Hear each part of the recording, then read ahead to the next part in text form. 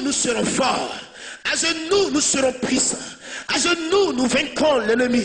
À genoux, nous aiderons notre nation. À genoux, nous pourrons élever Dieu. Et si Dieu est dans ce pays, je vous dis la vérité, Dieu maîtrisera toujours la situation.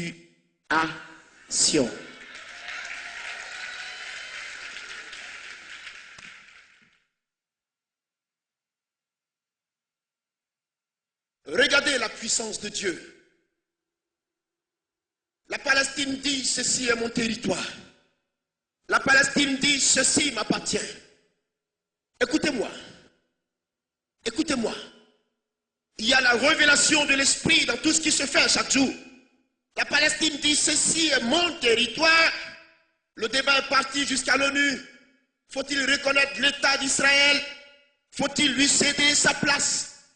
Humainement, Israël n'avait pas une raison quelconque pour ne pas quitter les lieux.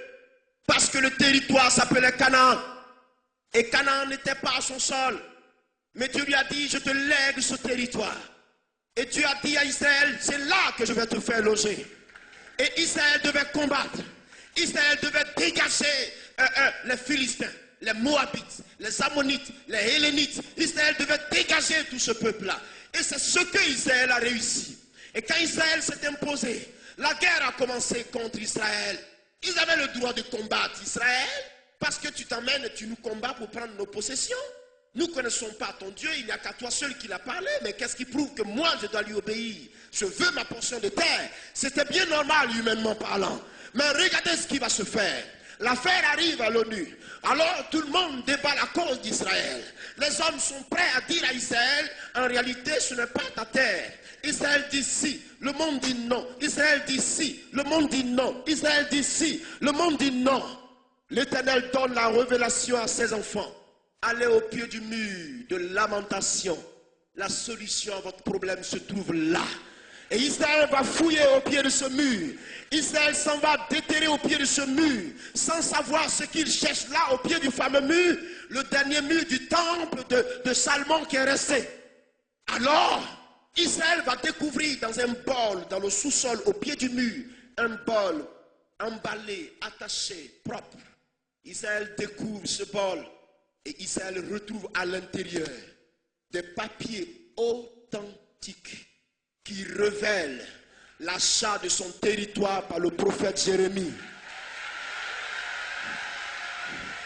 Vous me comprenez? L'achat de son territoire par le prophète Jérémie. Et Israël prend le papier.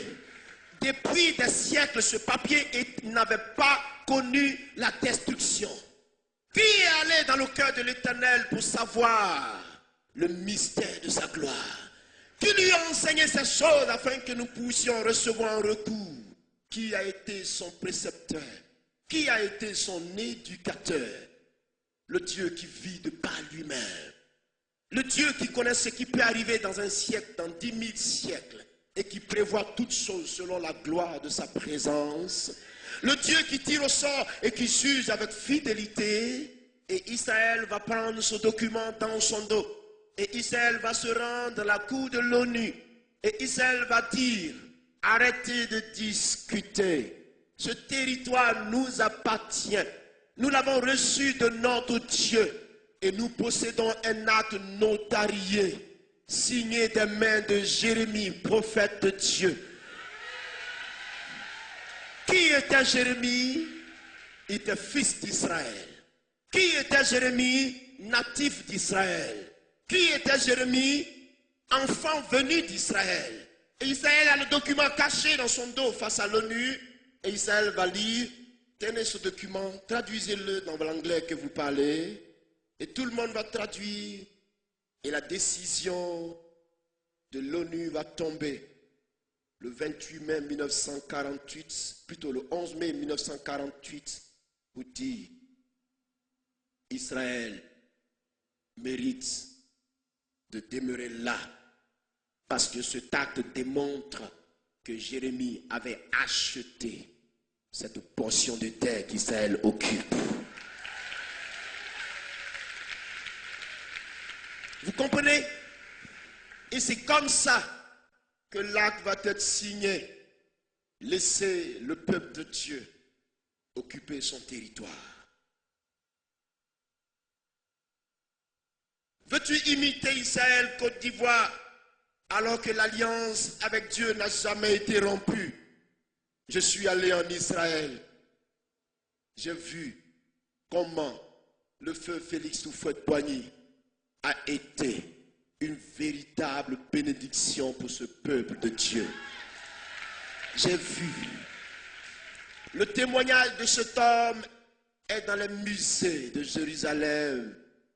L'homme qui aura secouru Israël en son temps, c'est écrit là-bas.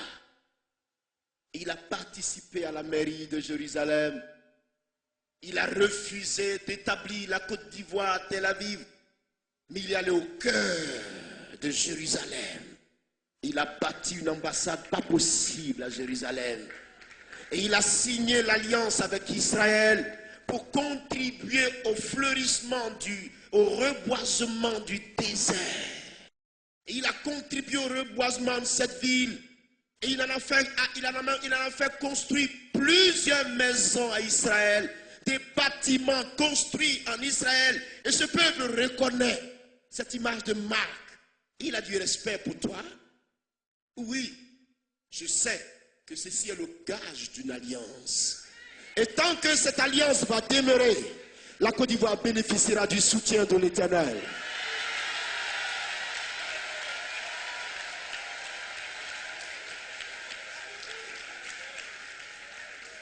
Et moi je préviens tous ceux qui viendront à la tête de cette nation, tous ceux qui viendront à la tête de cette nation de la Côte d'Ivoire. Si vous écoutez cette voix, vous serez bénis, mais si vous la rejetez, vous aurez signé votre propre sort. Je vous préviens d'avance. Un pays à la base duquel il y a eu ce gage et cette alliance. Celui qui viendra et qui rejettera Israël partira tel qu'il sera venu. Mais celui qui acceptera de collaborer avec Israël, celui-là sera béni comme Félix Houphouët-Boigny a été béni.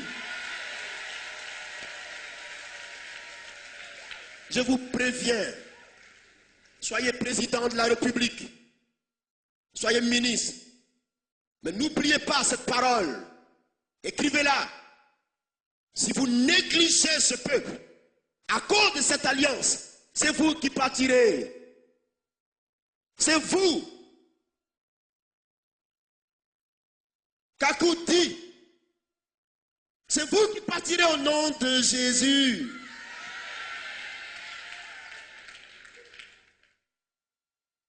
Mais si vous respectez ce pays, si vous respectez ce gage avec Jérusalem, vous connaîtrez la bénédiction qui suit la parole selon laquelle celui qui bénira Israël sera béni et celui qui maudira Israël sera maudit.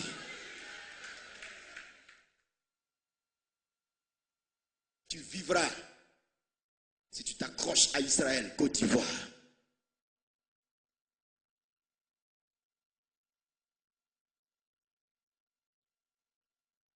Ton Dieu va relever ta tête.